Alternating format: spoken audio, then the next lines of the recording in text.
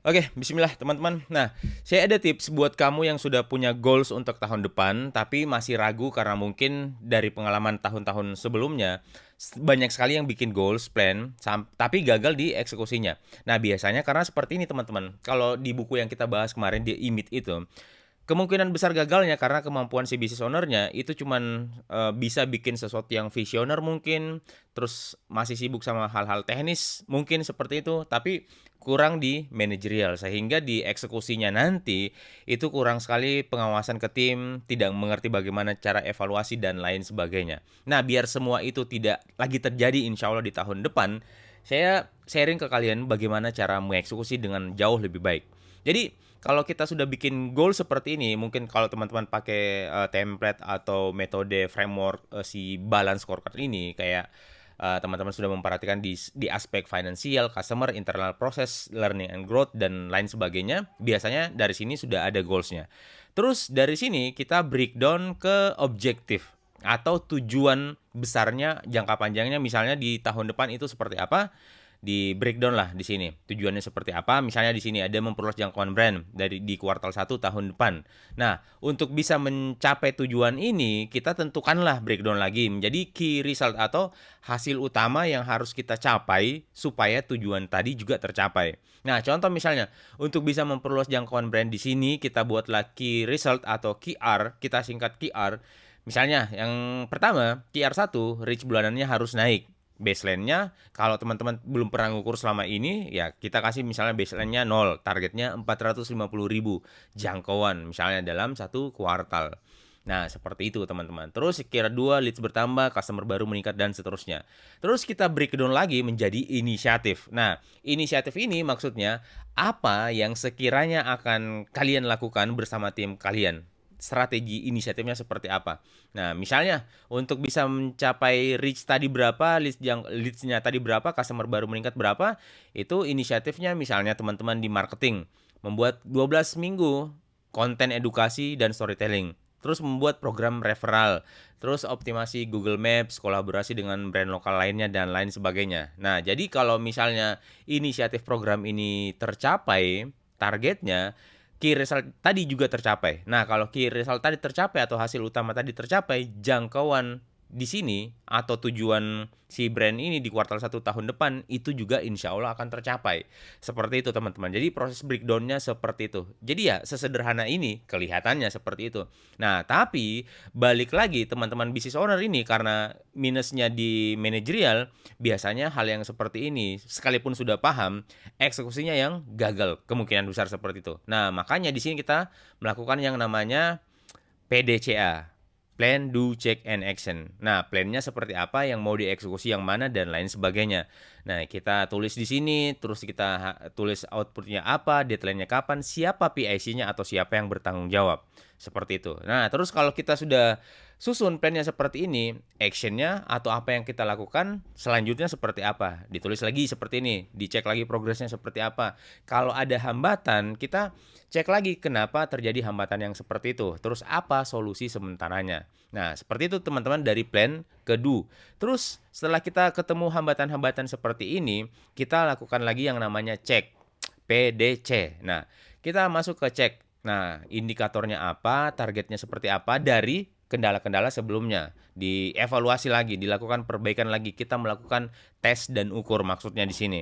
Nah, setelah ketemu sampai di bagian cek ini, kita lanjut ke action lagi seperti itu. Hal apa yang perlu diperbaiki dari kejadian-kejadian sebelumnya? Langkah perbaikannya seperti apa? Siapa yang bertanggung jawab untuk mengevaluasi, melakukan perbaikan di sini? Kapan deadline-nya? Dan kembali lagi ke plan. Seperti itu. Jadi ini merupakan sebuah siklus yang harus terus berjalan sampai tujuannya tercapai seperti itu. Nah, terus di sini ada Raci. Raci ini siapa mengerjakan apa. Nah, misalnya tadi ada iklan mungkin, ada endorse selebgram, ya siapa yang bertanggung jawab untuk mengerjakannya langsung, seperti itu. Itu di R, di responsible. Terus di A ada accountable. Accountable ini maksudnya mungkin orang ini tidak mengerjakan hal yang tadi secara langsung, tapi dia yang bertanggung jawab sama hasilnya. Biasanya di level manager atau leadernya atau mungkin ownernya kalau level bisnisnya masih kecil. Nah, terus ada C, consult. orang-orang yang kita mintai informasi, masukan, dan lain sebagainya, atau kita tanya-tanya kalau misalkan ada kendala-kendala seperti itu. Nah, bisa jadi di sini supervisor atau leadernya lagi seperti itu. Nah, terus di terakhir ada I atau inform. Orang-orang yang kita beritahu kalau tugas ini sudah selesai. Nah, mungkin kalau teman-teman yang bisnisnya masih UKM, bisa jadi yang ada di inform ini adalah si owner misalnya seperti itu.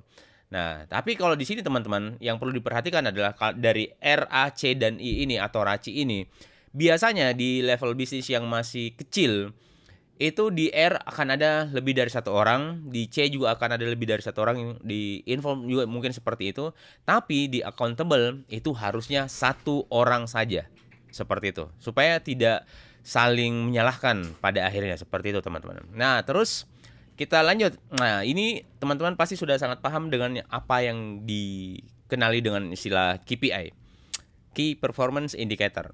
Nah, apa yang diukur di indikator ini, yang kita ukur adalah inisiatif tadi. Jadi ini adalah template OKR sederhana teman-teman.